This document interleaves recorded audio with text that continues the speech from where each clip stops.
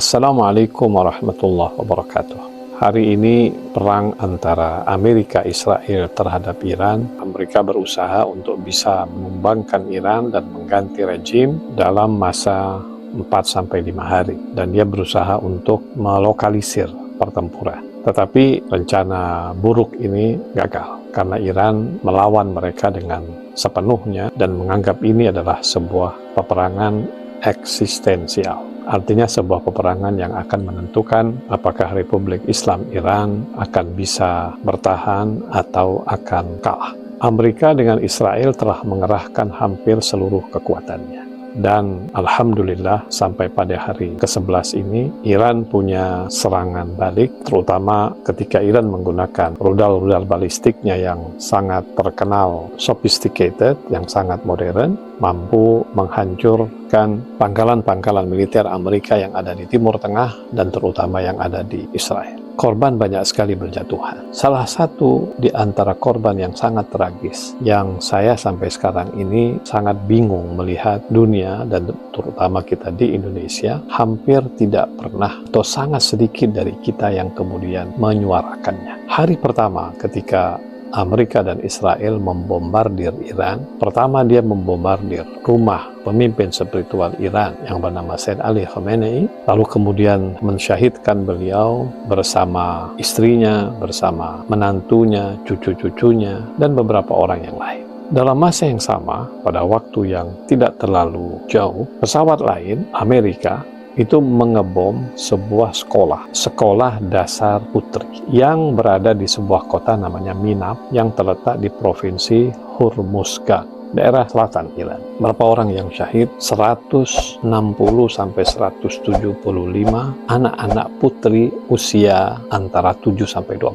tahun. Pengeboman yang sangat tragis dan biadab ini akhir-akhir ini terbukti bahwa itu adalah dilakukan oleh Amerika. Beberapa laporan yang beredar tentang kejahatan Amerika terhadap sebuah sekolah putri yang mengorbankan sekian banyak anak-anak kecil, putri-putri kecil yang berada di sekolah Minab ini. CNN melaporkan bahwa tanggung jawab atas serangan mematikan terhadap sekolah Minab berada pada Amerika Serikat. The Daily Telegraph menulis bahwa para penyelidik meyakini Amerika berada di balik serangan terhadap sekolah perempuan tersebut. New York Times melaporkan bahwa sekolah dasar putri di Minab diserang dan menewaskan ratusan siswa. Reuters juga menyebut Amerika bertanggung jawab atas serangan tersebut. Wall Street Journal menulis bahwa pasukan United States Central Command terkait dengan operasi tersebut. Middle East Eye melaporkan bahwa sekolah Minab dihantam lebih dari sekali, termasuk saat para penyintas dan petugas penyelamat mencoba menolong korban. Al Jazeera menggambarkan tragedi Minab sebagai kekejaman. Kebayang nggak sih? Anak-anak putri yang masih cantik-cantik, lucu-lucu, suci-suci, seperti malaikat yang sedang sekolah atau mungkin sedang bermain di sekolahnya, tidak tahu urusan apa, tiba-tiba ditarget oleh pesawat-pesawat tempur Amerika dan Israel yang mengakibatkan kemudian semuanya syahid. Dan bahkan ketika ada orang-orang ingin menolong pun dihantam kembali dengan rudal-rudal yang mematikan. Saya ingin bertanya kepada kita semua, ketika kita menyaksikan mayoritas berdiam, dunia yang mengecam sangat sedikit. Sebab yang melakukan itu adalah Amerika.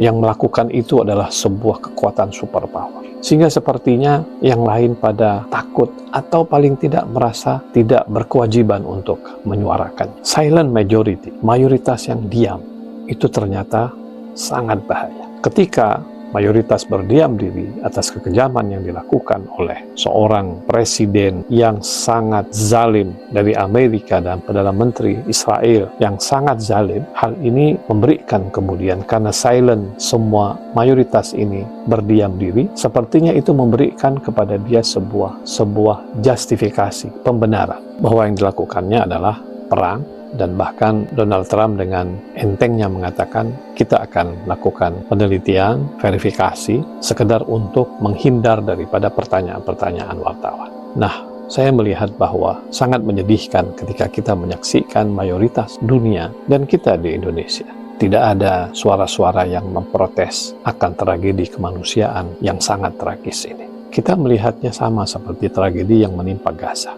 Lebih daripada 20.000 anak-anak dibunuh oleh Israel. Genosida terbesar abad ini dilakukan oleh Amerika dan Israel di Gaza, sepertinya itu akan berulang kembali di Iran. Tetapi memang bedanya, perlawanan di Iran sangat kuat. Kalau kita saksikan di Gaza, perlawanannya hanya sifatnya manual, karena mereka memang dibikin sengsara oleh Amerika dan Israel selama lebih daripada 15 tahun. Tapi Iran adalah sebuah negara yang masyarakatnya juga sangat heroik, masyarakatnya juga sangat revolusioner, dan tidak ada rasa takutnya terhadap Amerika dan Israel, sehingga mereka berani melawan, dan bahkan mereka melakukan sebuah retaliasi yang luar biasa menyakitkan Amerika dan Israel. Semoga para ulama, para ustadz, para seniman, para siapapun yang punya hati nurani, baik laki atau wanita, coba untuk mengangkat peristiwa tragis ini, di mana lebih daripada 160 sampai 170 anak-anak wanita yang masih SD berusia 7 sampai 12 tahun meregang nyawa dalam keadaan yang sangat menyakitkan, dibombardir secara sengaja oleh Amerika dan Israel. Dan semoga ini bisa menjadi penggerak hati nurani kita untuk melihat sejauh mana kemanusiaan kita semua. Wassalamualaikum warahmatullahi wabarakatuh.